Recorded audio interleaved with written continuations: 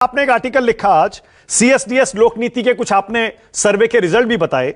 संजय जी, मैं आपसे भी सुनना चाहता हूं, क्या सिर्फ इन सर्वे और जो बढ़ता गिरता ग्राफ है इसके आधार पर आप यह अंदाजा लगा सकते हैं कि बीजेपी के लिए हरियाणा और जेएंडके में बड़ी मुश्किल होने वाली है और कांग्रेस पहले से बेहतर करेगी?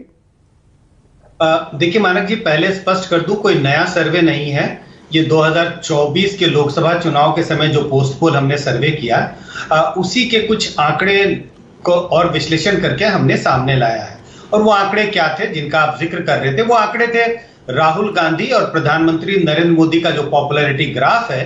राष्ट्रीय स्तर पे प्रधानमंत्री 41% पे है और राहुल गांधी 27% पे है। और फिर हमने उसको स्टेट बाय स्टेट बाइफरकेट करके बताने की कोशिश की कि कई ऐसे राज्य हैं जहां पर राहुल गांधी का पॉपुलैरिटी ग्राफ प्रधानमंत्री की पॉपुलैरिटी ग्राफ से ऊपर चला गया है। और जिन दो राज्यों का आप जिक्र कर रहे हैं और जहां चुनाव आने वाले हैं या चुनाव की घोषणा हो चुकी है, जम्मू एंड कश्मीर और हरियाणा, दो ऐसे राज्य हैं जहां पर राहुल गांधी की पॉपुलैरिटी प्रधानमंत्री की पॉपुलैरिटी से ज्यादा है। तो एक तो ये सूचक है कि भाई कांग्रेस कड़ा मुकाबला कर रही है बीजेपी का।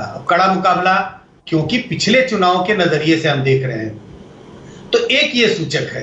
दूसरा, अगर आप सर्वे को नजरअंदाज भी कर दें, कह दें सर्वे बेकार है, झूठा है, फरेब है, जैसा कई लोग कहते हैं कि भाई पार्टी स्पॉन्सर्ड है, मान भी लिया जाए, तो चलिए सर्वे को किनारे किया, क्या और क्या ऐसी चीजें हैं जिससे लगता है कि बीजेपी को मुश्किल होगी?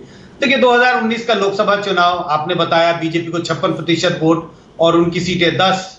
उसके बाद 3 महीने के बाद विधानसभा के चुनाव होते हैं, बीजेपी का वोट प्रतिशत गिर के 36% और सीटें आ जाती है उनकी 40। विधानसभा में 90 में से मेजॉरिटी नहीं मिलती है बीजेपी को और बीजेपी जेजेपी के साथ सरकार बनाती है।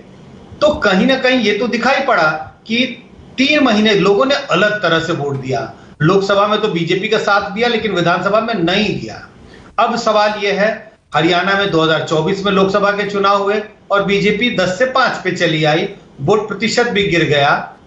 तो क्या हम ये ना माने कि विधानसभा के जब चुनाव होंगे तो वैसा ही कुछ ट्रेंड दिखाई पड़ेगा जैसे 19 में दिखाई पड़ा, क्योंकि हमारे पास एक इतिहास है। ये दूसरा प्रमाण है। तीसरा प्रमाण, बीजेपी ने अपने 9.5 साल के मुख्यमंत्री को बदल डाला।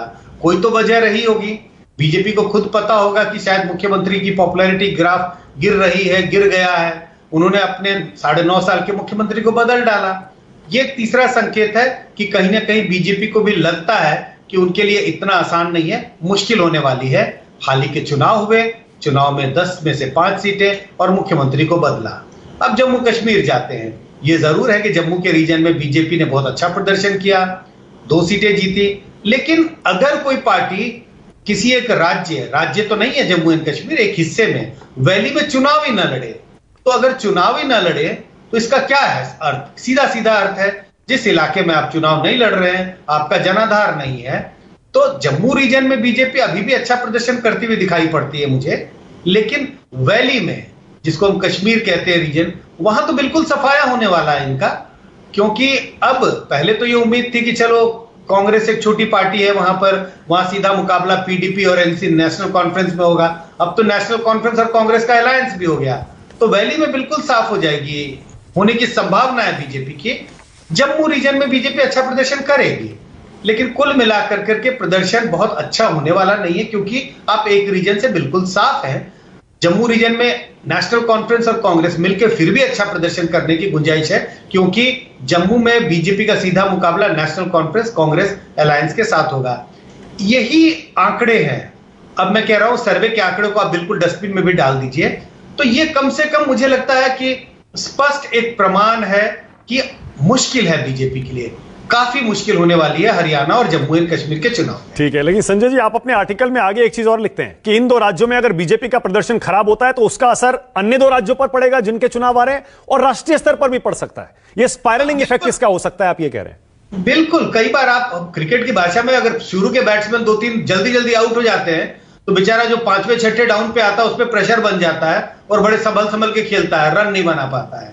तो अगर 2 राज्यों, मान लीजिए 2 राज्यों में चुनाव बीजेपी हार जाती है, तो महाराष्ट्र में एक तो अलायंस पर फर्क पड़ेगा, क्योंकि बीजेपी पर दबाव डालेगी उनकी सहयोगी दल, और जो आम आजकल जो देखने को मिलता है, लोग इधर से उधर जाते रहते हैं, कुछ भगदड़ की भी गुंजाइश रहेगी।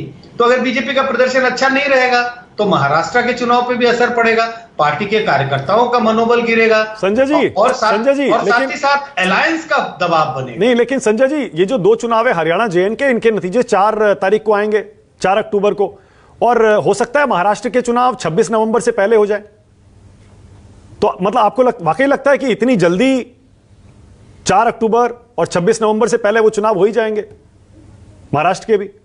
हाँ, तो मतलब मैं समझा नहीं, क्योंकि 4 अक्टूबर को तो गिनती हो जाएगी और उसके चुनाव अभी भी। हाँ, मैं वही पूछना चाह रहा हूं, आपको लगता है कि नतीजे के एकदम बाद लास्ट मोमेंट पर दोनों गठबंधनों में, या सिर्फ आप कह रहे हैं एनडीए में खलबली मच सकती है? 4 अक्टूबर को नतीजे आएंगे। देखिए, नतीजे जैसे भी आएंगे उसका फर्क तो जरूर पड़ेगा, अलायंस पे पड़ेगा, पार्टी के कार्यकर्ताओं के मनोबल पर पड़ेगा, सबसे पहले अलायंस पर पड़ेगा।